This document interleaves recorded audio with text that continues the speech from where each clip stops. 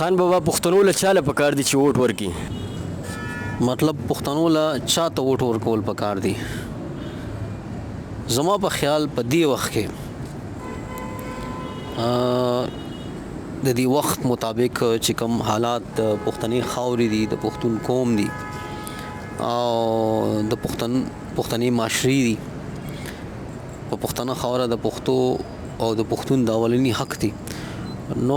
پښتنو له پکار دي چې هغه پښتون کامپاله پاټو ته چې دی ګوندونو ته ووټ ورکړي.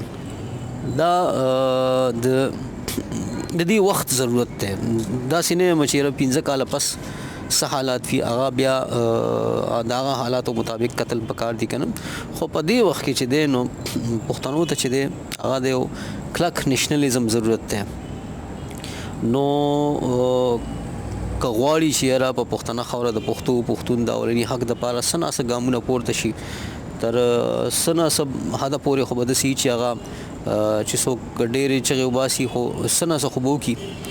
او بله خبره دا چې یاره په دې کامپاله ګوندونو باندې چې دی نو سړی بیا لږ پښتانه چې دی هغه زور هم راوړی شي، دغه هم راوړی شي.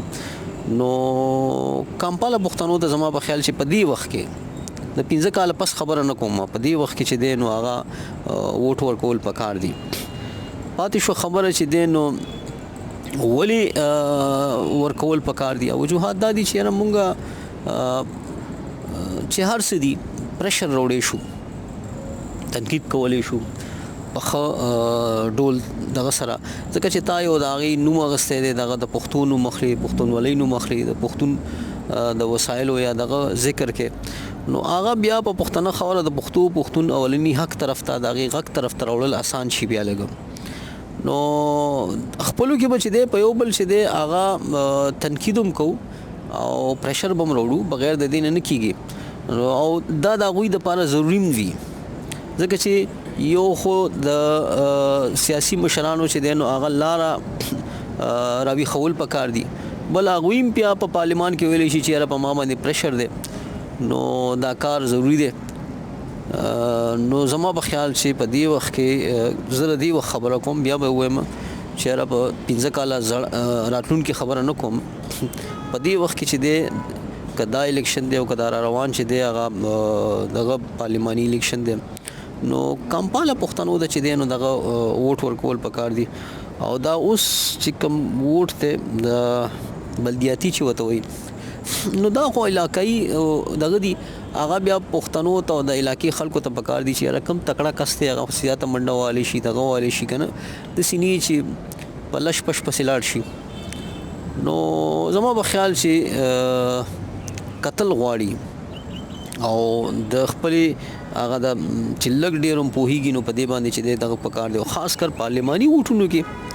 کم که صوبایي دي او که مرکزي دي، نو هغې کې خو پکار ده چې لازم چې دی نو هغه په دې وخت کې ضرورت دا دی چې مونږه زموږ پښتانه چې دي نو هغه کامپاله پاټو ته هر څوک دي، که هغه د پیمیپ ته، که هغه ان پی ده، که هغه د محسن داول نوی نوم د هغې د پارټۍ ما ته نه راځي، داسې نورې پارټیانې دي، د پښتنو کامپاله پارټیانې دي، نو پکار دی چې هر چاته یې ورکوي، خو پښتنو کامپالو ته زما په خیال چې ووټ ورکول پکار دي. خو په هغې تنقید هم سړی ښه په ډاډ کولی شي چې ته دا د پښتون نوم اخلي او بیا چرته یې او که نه، او بل پریشر هم راوړی شي. نو په دې وخت کې پښتنو ته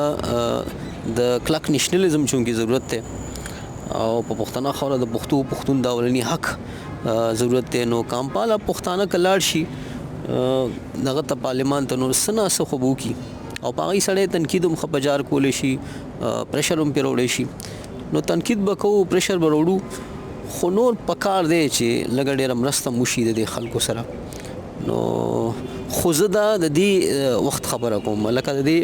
دا نه چې کوم 15 کاله 10 کاله پس چې کوم الیکشن دی په هغې کې به هم دا دغې هغه ټایم بیا کتل پکار دي چې ضرورت څه دی د قوم ته، خاورې ته د کم دغه ضرورت دی، نو د هغې په مطابق چلیدل پکار دي. خو په دې وخت کې چې دی نو د پښتون قوم ته، پښتني خاورې ته د کلک نیشنلزم ضرورت دی. الله مل شه، مننه.